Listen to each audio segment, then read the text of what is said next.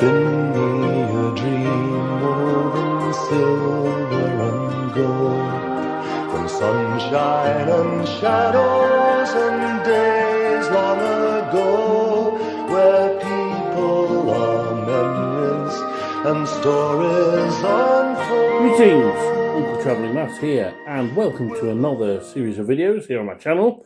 And this series is all about, as the title suggests, walking St. Frideswide's Way and the Way of St. James, which cumulatively together, it means walking from Oxford to Reading, that's St. Frideswide's Way, and then from Reading to Southampton, that's the Way of St. James. And that's my plan. That's the pilgrimage that I'm on. Well, I think it's going to be interesting. It's a bit different than the others. But before we start, a couple of things. St. Frideswide. She is the patron saint of Oxford. She was, I think, a princess who there was an unwanted suitor. She ran away from him. She founded a monastic community, and that monastic community ended up being Christchurch, which is the Cathedral of Oxford, unique in the world because it's the only cathedral within a college. And what happened is that basically when they dissolved the abbey, the college took over. So it's the college church, but it's also a cathedral. And you have to go through the college to get to the church. A bit weird, but yeah, there we are. St. Frideswide started it. Again, before we start, an important point. Am I saying her name correctly? She was Saxon, so her name would probably be more like St. Frideswides, which is quite cool. St. Frideswides Way. But she normally is referred to as St. Frideswide, even if that's not how the name would have been said at the time. So that's that, and her pilgrimage is normally chopped into 4 sections: Abingdon, Wallingford, I forget the next one, and then Reading, ending at Reading Abbey, which was one of the major abbeys in the UK in medieval times.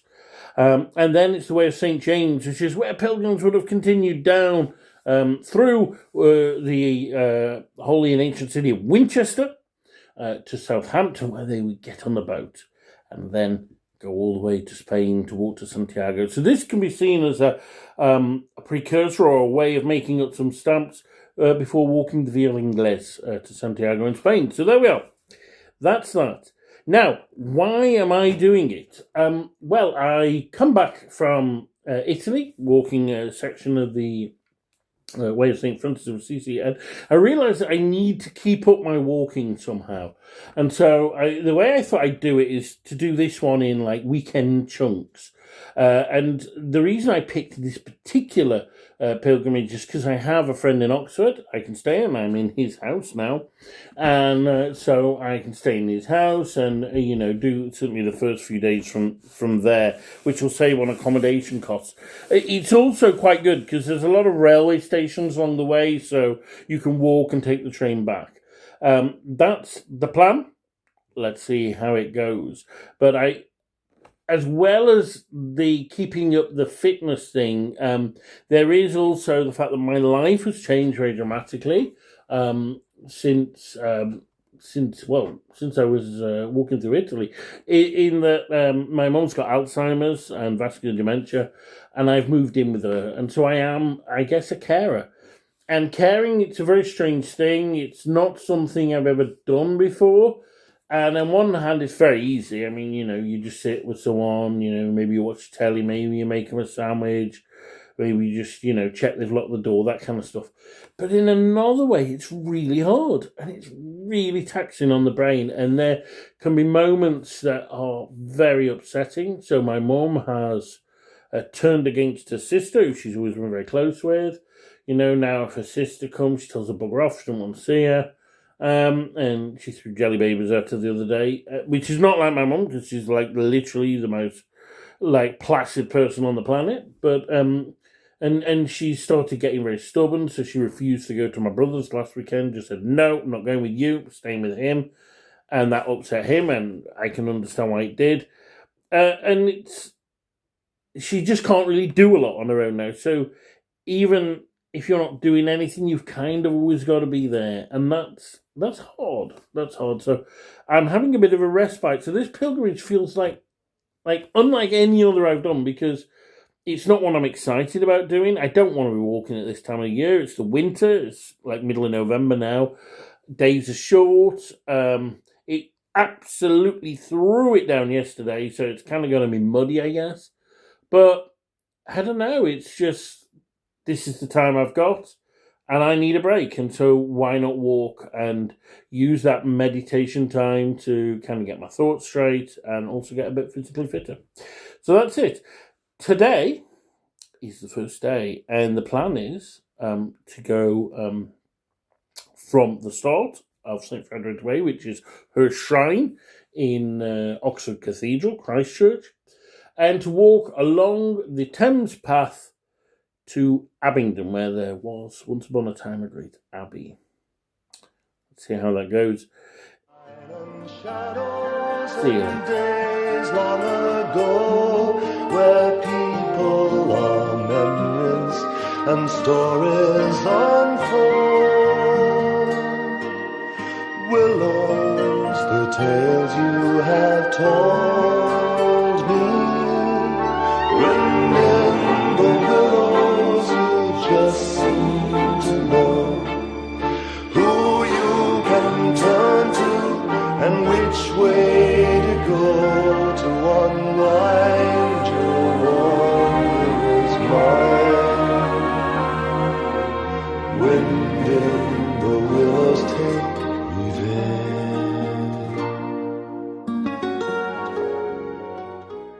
So it's the end of my first day. I'm back here in my friend Alex's house in Cowley in Oxford. How did it go? I would say a 60% success. Got up a little later than planned, but, I had a breakfast with Alex and took the bus in and went into the cathedral. It's a rather nice little cathedral. It is little. Like, the standard of cathedral is not very big, but it's quite pleasant. And the shrine is nice.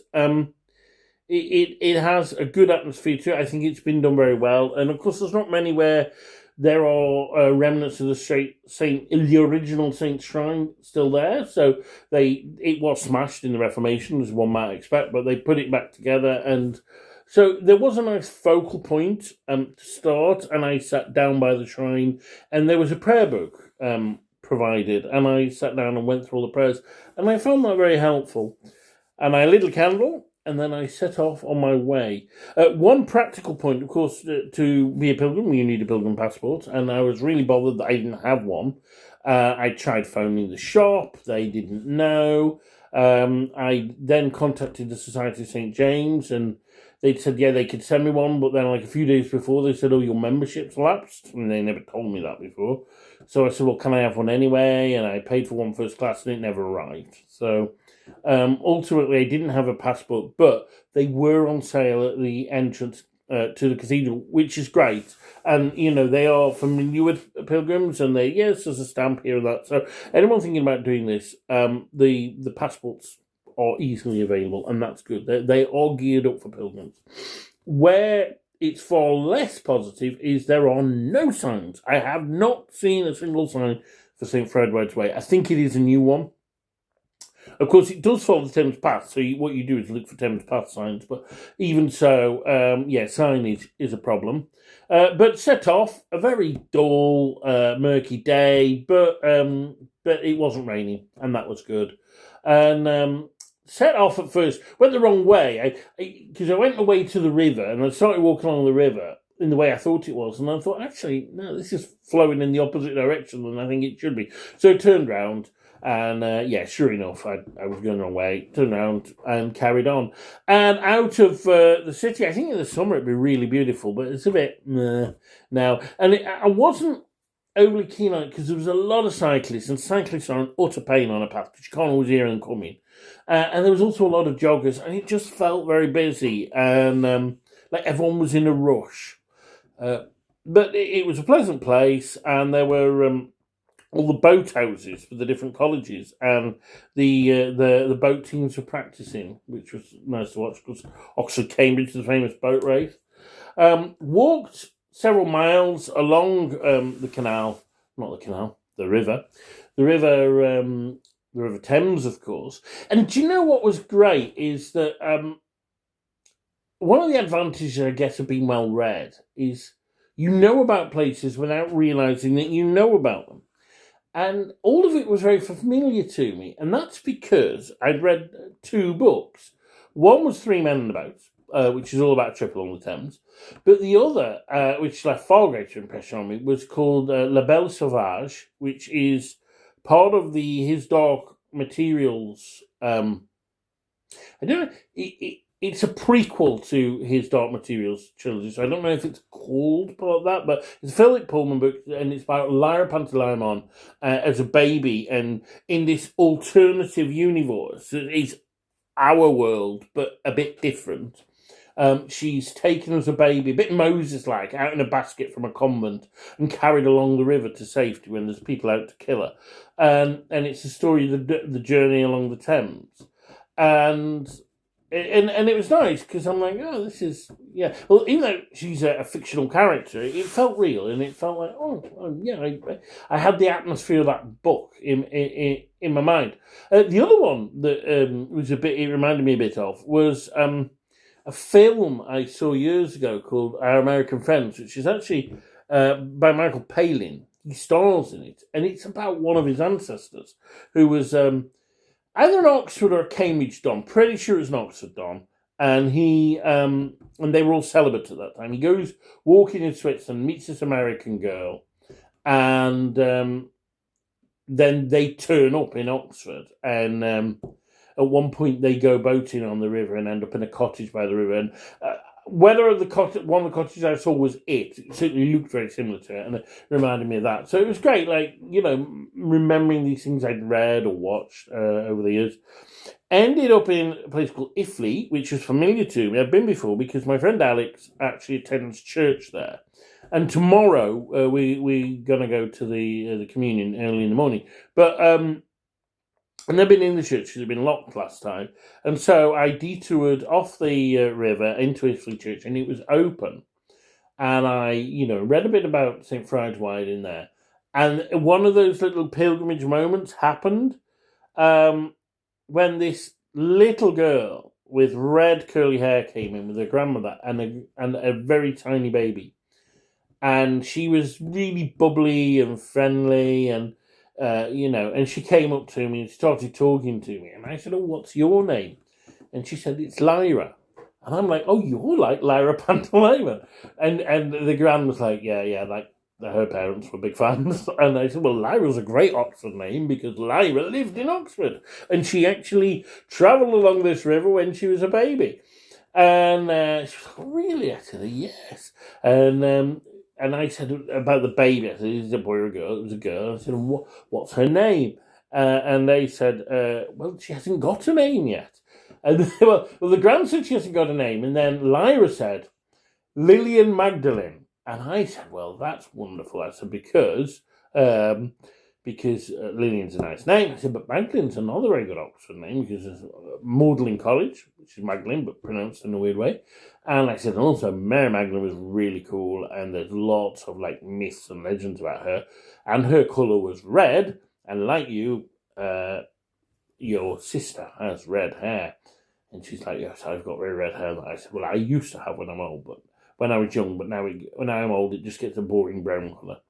And we had a lovely little chat, and the gran was really nice as well. And she goes, oh, my mum went out to the fireworks last night. I'm like, oh, really? He said, and she's got a scarf. I said, well, it was very warm. She's like, no, not a scarf, a scar. And the gran goes, yeah, you don't really need to know that, but it was a cesarean section. I'm like, no, I'm wiser than I was. So there we are. But yeah, it was just really nice. Like one of those chance encounters. And I think there is something about the innocence of kids that is wonderful. Absolutely wonderful. So yeah, continued on my way. And after that, it was just much quieter. It was, all the joggers and the cyclists had gone, and it was just me and nature. There were very few boats, if any, going up and down, and it was a bit muddy in places, but just walking by the river, I was reminded when I walked by the River Trent, past Burton, and I saw a heron rise out of the reeds. It was gorgeous. It was wonderful, and and not that different, I guess, from what St. Frideswide would have seen had she ever walked along there. I don't know if she ever did. Walked on a few miles to a pub, and the pub, King's Arms, I think it was called, and had my dinner there. It was quite pleasant. I had a steak sandwich. It was nice. And then I was faced with a problem because it was 2:00 by this time, and sunset was 4:15. And it was still another 4 miles to Abingdon. But no, it was 4 and a bit miles. And the way that Google Maps was telling me to go, which was via roads, the river route, which is the proper route, would be longer. And I thought, well, okay, I'm going to try it and see how I go. But this is where it all started to go wrong. I mean, by this point, my ankle, which, was my big problem in Italy, had started to hurt. And it started really hurting after the pub. And I hadn't bought any strapping with me, and I hadn't taken any painkillers. So, yeah. Because I thought, well, there's no big up and down hills, and they're the bits that make it hurt. But the problem was, it was so muddy. I was literally slipping and sliding everywhere. And it reduces you to a snail's pace. And I would have only got to Abingdon before sundown if I had have raced along, and there was no way you could race along. And it was treacherous. I almost fell several times, and I just wasn't getting anywhere. So when there was a path off into the nearest village, which is called Lower Radley, I think I took that. And that was nice. It was less muddy, and I could get a nice pace, but my ankle was really hurting by this time. And so I didn't get to Abingdon, but I did cover about 6-7 miles maybe. And I finished my pilgrimage for the day at Radley Station, and I took the train back into Oxford and then the bus back here. So that's that. Let's see how we go tomorrow. Of course, the plan tomorrow is to go from Abingdon to Wallingford.